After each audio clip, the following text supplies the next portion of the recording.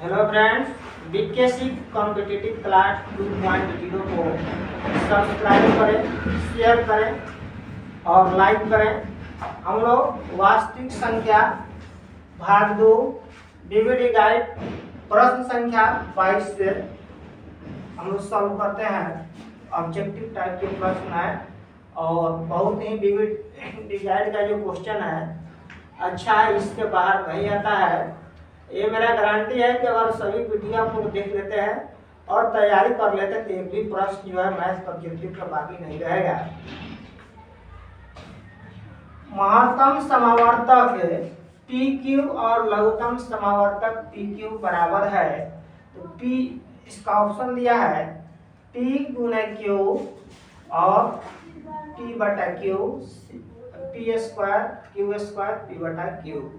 इसका महत्तम समावर्तक यानी मौसा पूछ रहा है और उसका लॉसा, तो इसका मौसा और लॉसा निकालेंगे तो पी गुना क्यू होगा। इसको याद रखिएगा।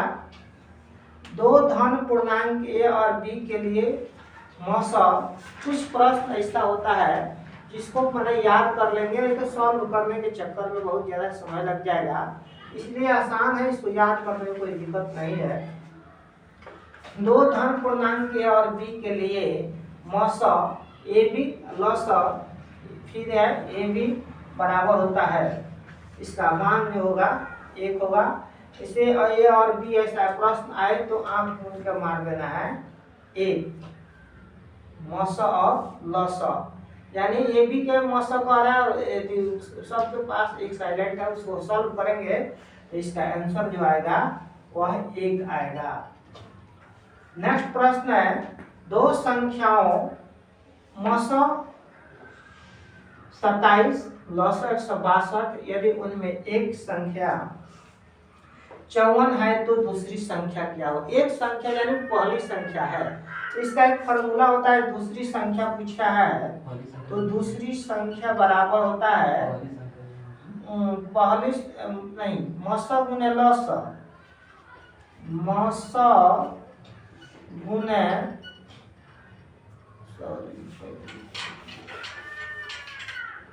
दूसरी संख्या इक्वल टू मौसा गुने लौसा, मौसा गुने लौसा बटा पहली संख्या। ये फॉर्मूला है ज्ञात करने का।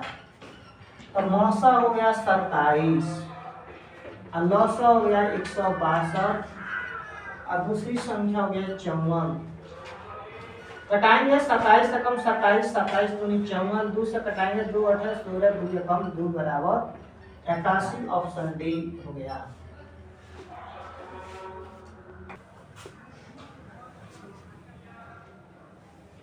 प्रश्न संख्या 25, किसी धनात्मक पूर्णांक क्यू के लिए प्रत्येक धनात्मक विषम पूर्णांक का रूप होता है।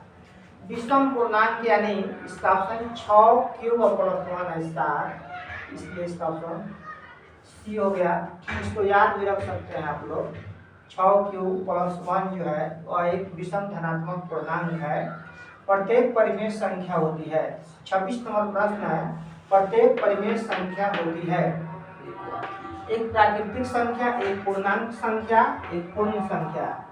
तो प्रत्येक परिमेय संख्या जो होती है और डी नंबर में है एक वास्तविक संख्या, एक वास्तविक संख्या। तो याद रखना है कि प्रत्येक परिमेय संख्या को वास्तविक संख्या की श्रेणी में रखते हैं।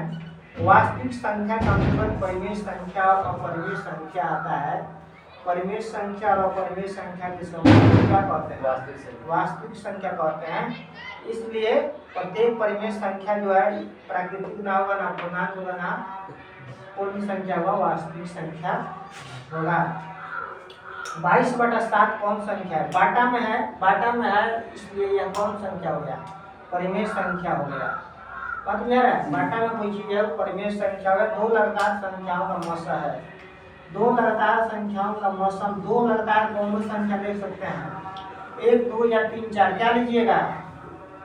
5 6, 5 6। इसका मौसा निकालेंगे भाग विधि से कर देते हैं। 5 एकम 5, 1 बचे 5 कट गया, यही एक आंसर होगा। एक कहाँ पे है? डी में।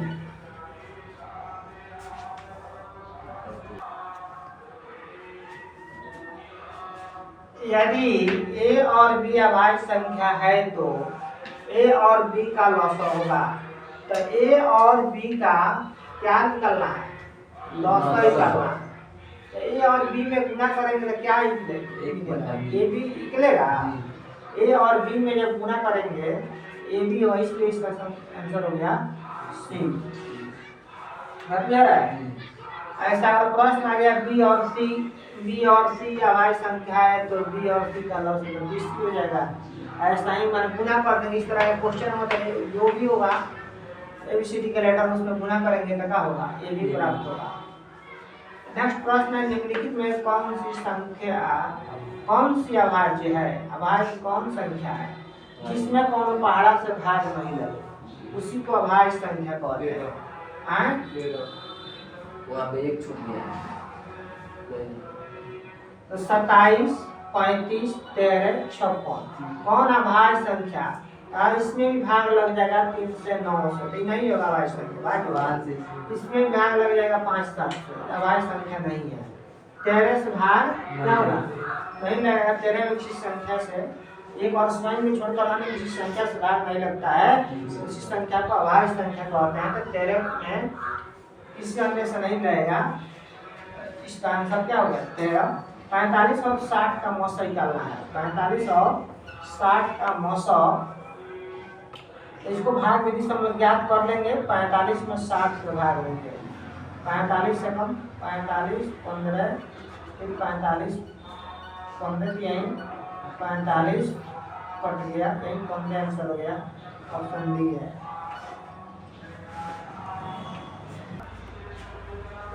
बत्तीस नंबर प्रश्न है, सअभाज्य संख्या का मौसा होता है। सअभाज्य संख्या का मौसा क्या होगा? 1। सअभाज्य संख्या का मौसा 1 याद रखना है। सअभाज्य संख्या का मौसा ही 2 और 3 पर मार दो। 144 का भाग गुणनफल में 2 का घातांक कितना?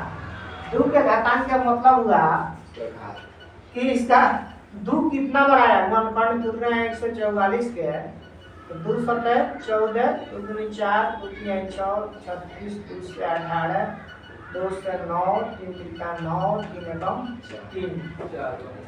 2 कितना में रहा है? 4 बार। 3 कितना में रहा है?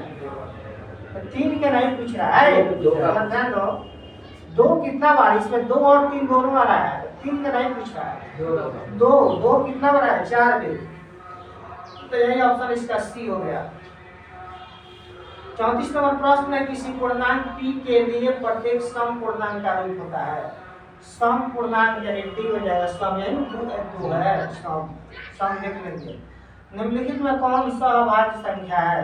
अभाज्य संख्या जिसमें कौन पहाड़ा से भाग नहीं लगे, एक और स्वयं को छोड़कर किसी दूसरी संख्या से भाग नहीं लगता है, उसी को अभाज्य संख्या कहते हैं। अभाज्य संख्या 91 में लग जाएगा। 13 से 91 प्रश्न कहाँ पे है? हाँ, इसमें है 213। 213 में सोचेंगे कि भाग लग रहा है या नहीं, तब 3 1 4 2 6 जोड़ने पर आ गया 3 के पहाड़ा में, तो 6 कट जाएगा 3 से। जोड़ने पर 3 के रूप होता है, माना सभी संख्या जितना है उसको जोड़ देंगे, जोड़ने पर 3 से भाग देते हैं, भाग लग जाएगा। तो इसी तरह 3 1 4 2 6 लग जा रहा है। इसमें ये भी भाग, ये भी विभाज्य है, ये भी विभाज्य है, यानी भाज्य दोनों संख्या है। 41 अभाज्य संख्या है, क्योंकि 41 में किसी पहाड़ा से भाग नहीं लगेगा, इसलिए इसका आंसर सी हो गया। 8 के पावर 0 और 2 के पावर 0 बराबर 8, यानी 8 के पावर 0 का मान होता है 1 और 2 के पावर 0 का मान होता है 1। 1 में 1 से गुना होगा क्या होगा? 1। तो इसका मान हो गया बी। इसका 36 नंबर के लिए फॉर्मूला होता है, यदि x के पावर 0 है तो इसका मान होता है 1। उसी तरह 8 के पावर 0 है तो इसका मान क्या होगा? 1 और गुना में 2 के पावर 0, यानी इसका मान मान 1 हो गया, फिर इसका मान 1 एक फिर कितना होगा, एक। इसलिए इसका ऑप्शन होगा बी।